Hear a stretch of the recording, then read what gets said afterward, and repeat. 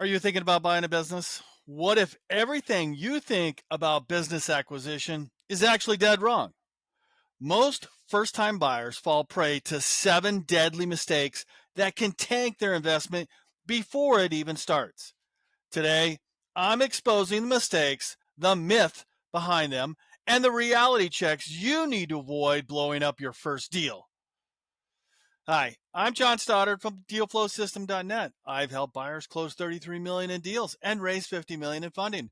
If you're working full time and want to buy a business without wasting years on junk deals, this video is for you.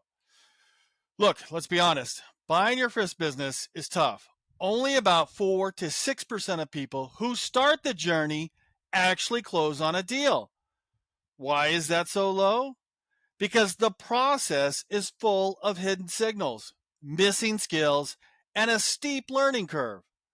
This video is going to help you spot those signals, sharpen your skills, and shorten the curve so you don't waste years chasing junk deals. So, whether you're just starting out or you've been spinning your wheels for months, you'll walk away with practical insights to get you closer to owning your first business. All right, mistake number 1, chasing shiny objects. Instead of real business health, one of my students, Sam, found an e-commerce business with what looked like ugly books.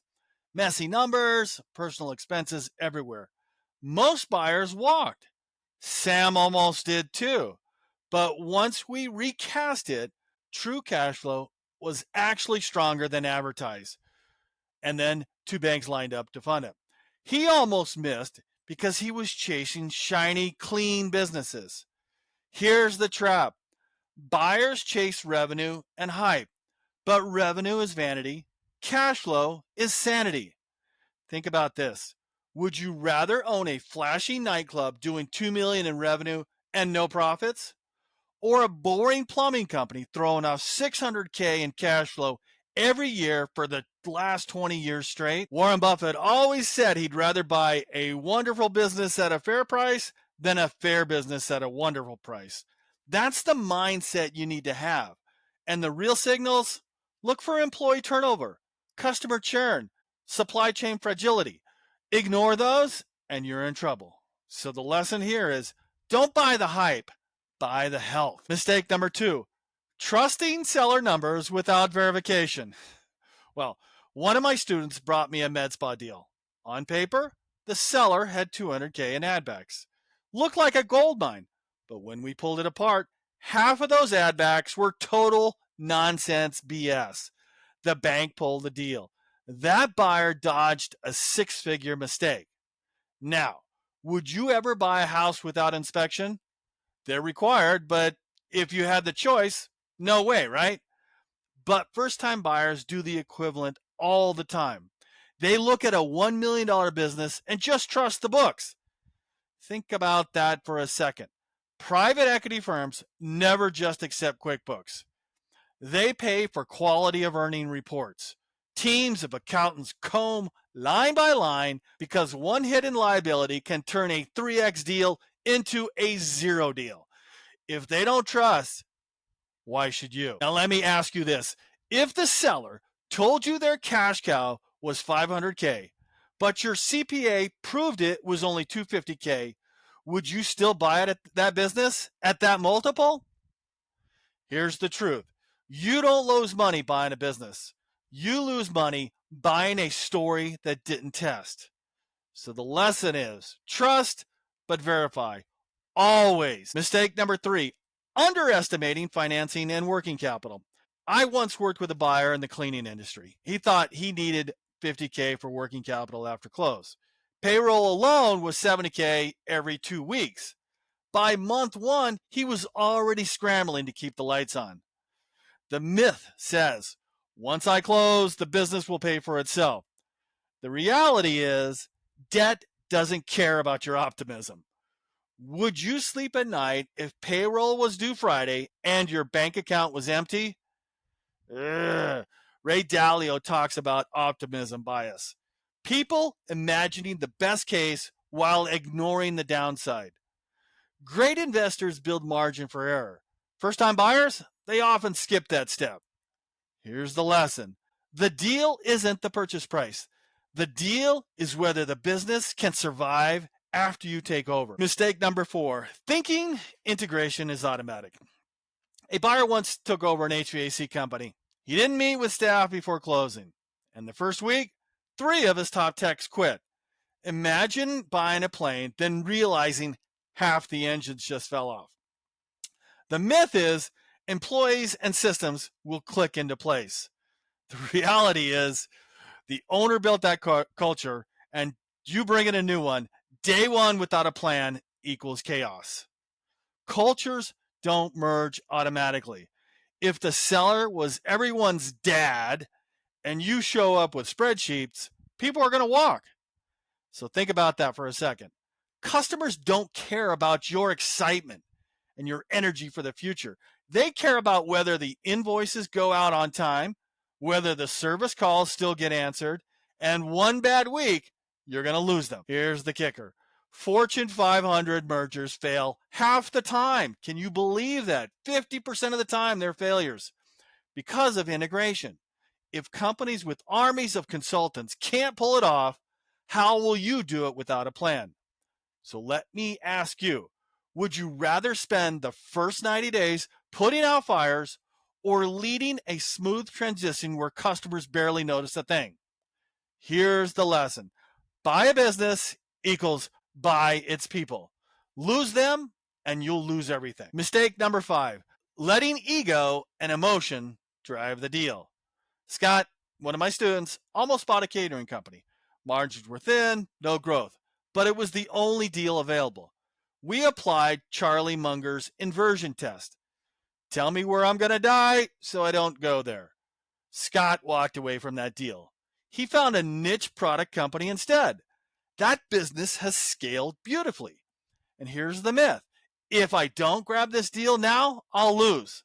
But the reality is, scarcity mindset makes you overpay. Online marketplaces create fake urgency. 10 buyers looking doesn't mean 10 buyers can actually close. So don't pay more to just beat ghosts. Think about the last time you bought something out of FOMO, fear of missing out. Did it turn into a great purchase or did it turn into regret? Jim Rohn said, discipline is the bridge between goals and accomplishment. And in buying businesses, discipline is walking away when the numbers don't add up. So let me ask you, would you rather own a business fast or the right business later? Here's the takeaway. FOMO closes deals. Wisdom closes good deals. Mistake number 6, blindly accepting the magic multiple on the sim. When I sold my hearing aid company, the broker said it's a 2.5, 3x multiple business, but we positioned it as reoccurring, defensible, scalable, and it running automatically. We actually sold it for a higher multiple. Why? Because multiples aren't math. They're actually marketing. The myth is this industry trades at 3x to 4x. That's the price.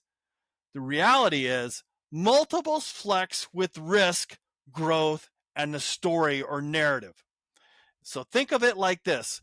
Multiples are mirages. From a distance, they look fixed. Up close, they shimmer and vanish. Wall Street knows this. 2 companies can both do $100 million in revenue. One trades at 5x, the other at 25x. Why? The risk profile and growth story. It's the same with SMBs. Think about this. Would you pay the same multiple for a seasonal surf shop and a SaaS company with 90% retention? Absolutely not, right? Here's the truth. You control the multiple. Position the business as stable, scalable, defensible, and buyers will pay more.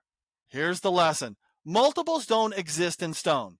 They exist in stories buyers believe. Mistake number 7, treating closing like the finish line.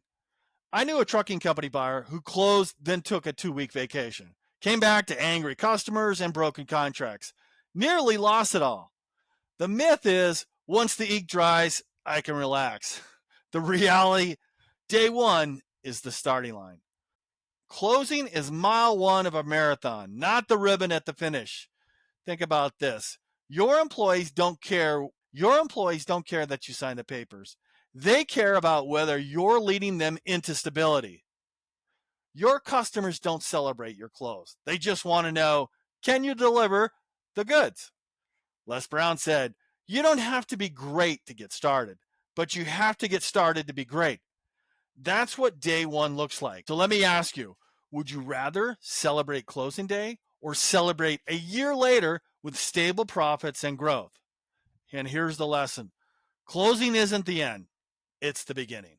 Let's wrap this one up and loop at this all together. Health over hype, verify everything, finance conservatively, plan integration, control your emotions, and challenge multiples. And finally, treat closing as day one, not day done. Every one of these mistakes started as a myth buyers wanted to believe. Easy shortcuts, false comfort, but the reality doesn't care what you believe. Private equity avoids these mistakes by building systems and checklists. They're like 100-day checklists.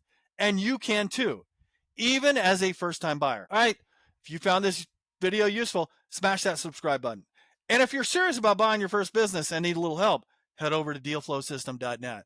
That's where I show people how to find, fund, and close their first deal the smart way. I'm Jon Stoddard, and I'll see you on the next one.